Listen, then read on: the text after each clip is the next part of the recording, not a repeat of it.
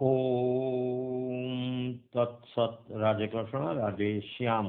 પુસ્તકનું નામ છે શ્રીમદ ભાગવત ને શ્રી કૃષ્ણ ચરિત્ર સત્ય દર્શન, સંત રાધેશ્યામજી કૃત. પાના નંબર 103.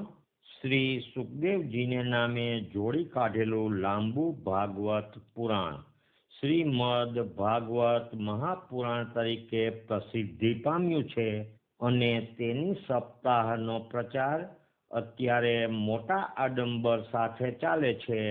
પણ તે બાબત બુદ્ધ ને મહાવીર ને તે પછી ઠેઠ આદિ શંકરાચાર્ય થયા ત્યાં સુધી કાંઈ ઉલ્લેખ જ નથી.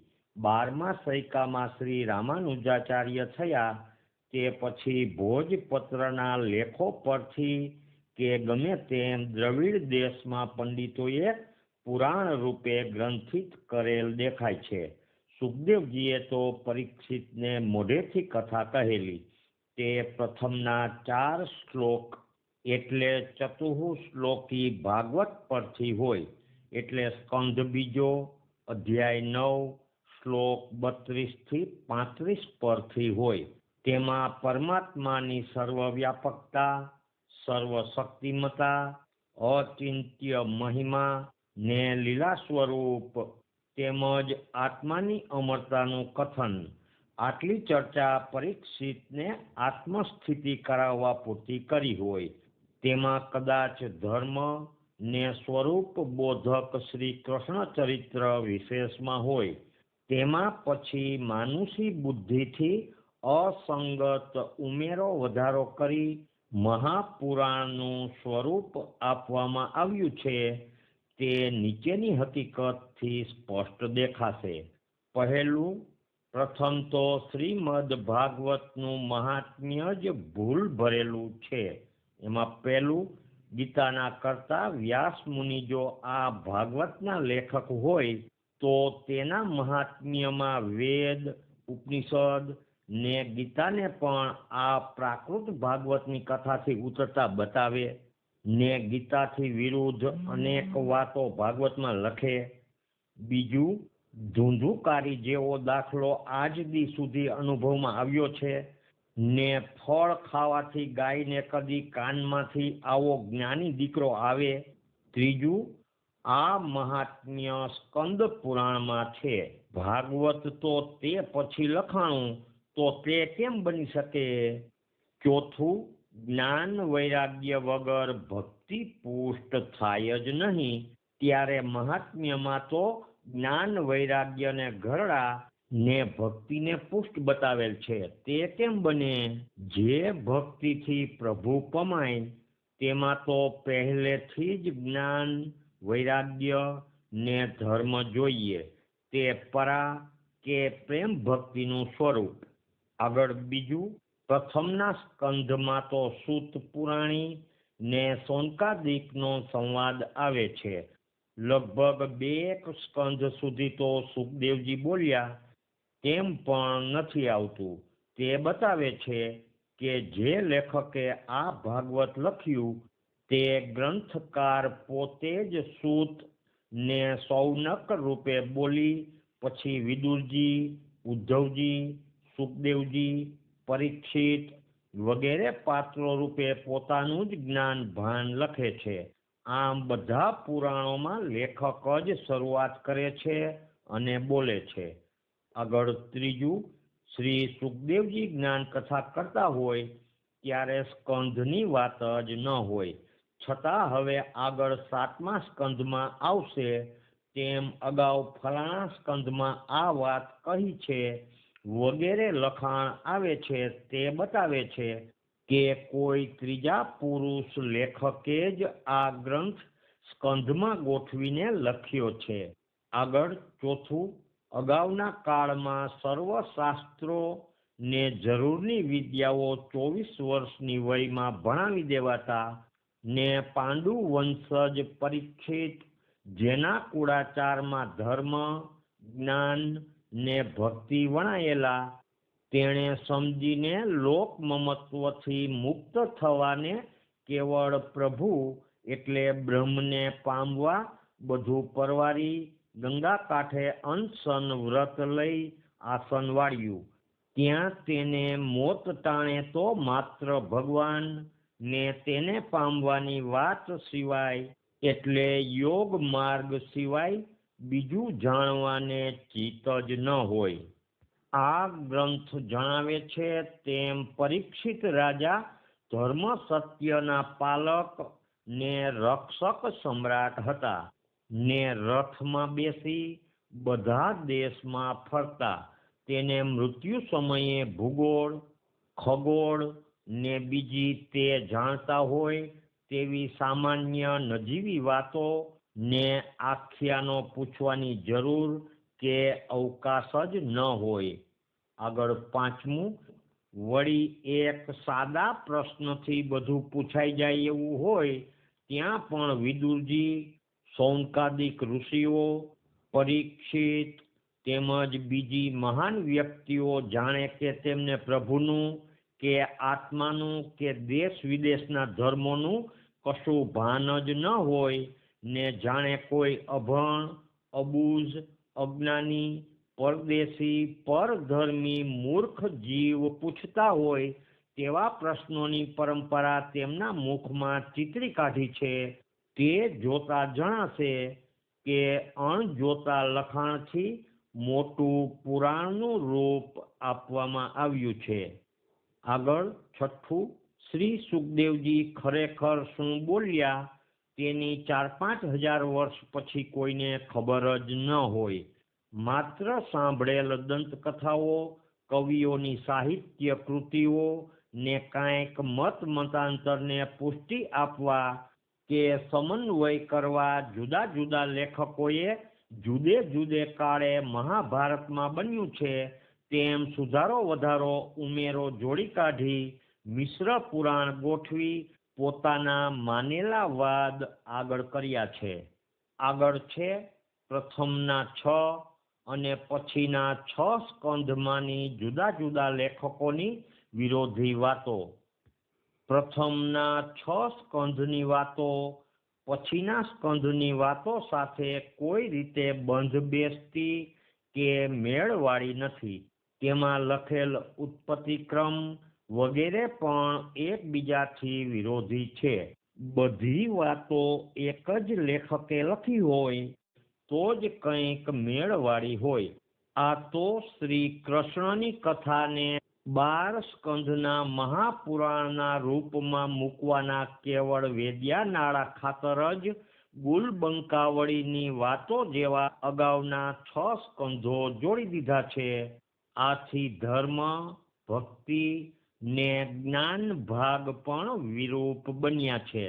પરિણામે જે અનુસાર જીવાત્મા પોતાનું જીવન ઘડી પ્રભુમય વ્યવહાર કરી શકે તેવા સત્યને બદલે માત્ર મહાપુરાણને નામે કમાણી કરવાનો પ્રચાર લોકમાં થઈ ગયો છે.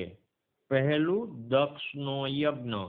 ભાગવત લખે છે કે સ્વયંભુવ મનુના પ્રથમ મન્વંતરમાં જે દક્ષ પહેલા થઈ ગયા તેણે પોતાની સતી નામની કન્યા શંકર ભગવાનને આપેલ અને તે સમયે દક્ષ યજ્ઞ થયો.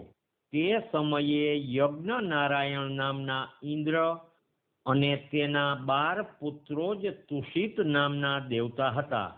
હવે શ્રાદ્ધ દેવ મનુના 7મા મન્વંતરમાં પ્રચેતાના પુત્ર જે દક્ષ બીજા થયા તેની 60 કન્યાઓ તો કશ્યપ વગેરે પ્રજાપતિ, પિતૃઓ, ચંદ્રદેવ, અગ્નિ વગેરેને આપવામાં આવેલ. તેમાં કશ્યપ પ્રજાપતિને અદિતિથી પુરંદર નામે ઇન્દ્ર ને ભગ, પુષા, ત્વષ્ટા આદિ દેવો, અદિતિથી હિરણ્યકશિપુ, હિરણ્યાક્ષ વગેરે દૈત્યો ને દનુથી દાનવો થયા. આમ આ 7મા મન્વંતરમાં જન્મેલ દેવતાઓની વાત પહેલા મન્વંતરમાંના દક્ષ યજ્ઞમાં મૂકી છે કે વીરભદ્રે ભગદેવની આંખો ફોડી નાખી, પૂષા દેવતાના દાંત તોડી નાખ્યા વગેરે.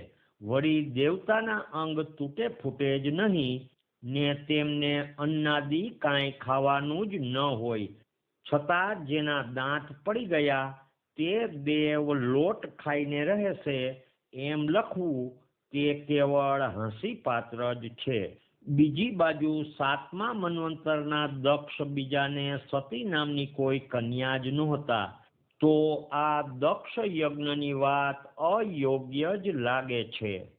આગળ બીજું, આવી જ રીતે હિરણ્યાક્ષ, હિરણ્યકશિપુ વગેરે દૈત્ય દાનવોની સૃષ્ટિ પણ કશ્યપની પત્ની દિતિને પેટે આ 7મા મન્વંતરમાં થઈ, તો હિરણ્યકશિપુ અને તેની ત્રીજી પેઢીએ થયેલા બલિ વગેરે સંતાનોની વાત 6થા ચાક્ષુષ મન્વંતરમાં બનેલા સમુદ્ર મંથનના આખ્યાનમાં ન જ સંભવે, છતાં તે આખ્યાનમાં આ 7મા મન્વંતરના પુરંદર ઇન્દ્ર દૈત્યોના પતિ બલિરાજા પાસે સંધિ કરવા ગયા ને સમુદ્ર મંથન કર્યું, ત્યારબાદ બલિ સાથે યુદ્ધ થયું.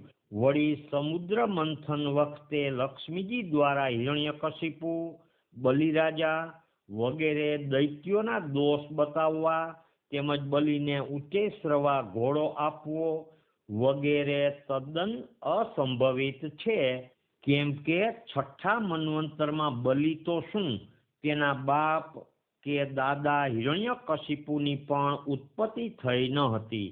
આ વાત 7મા મન્વંતરમાં બતાવે તો કંઈક અર્થ, ખરેખર તો વાર્તા રૂપે લખી કાઢેલ દેખાય છે.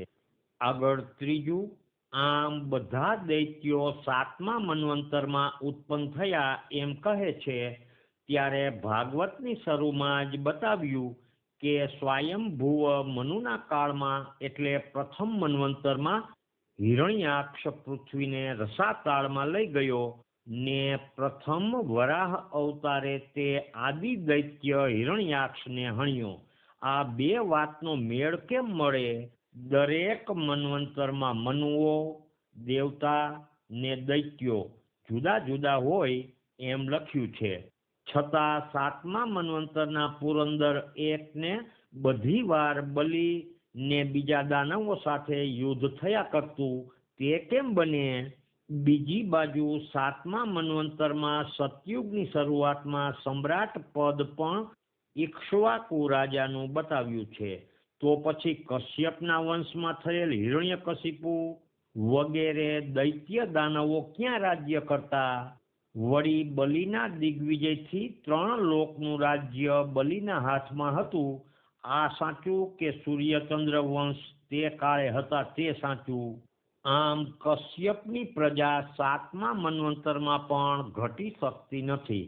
આગળ ચોથું, વિરોધાભાસની સાથે સાથે લેખકે કેવળ મનોવિલાસ કે લોકરંજન ખાતર ન બને તેવી વાતો પણ લખી નાખી છે.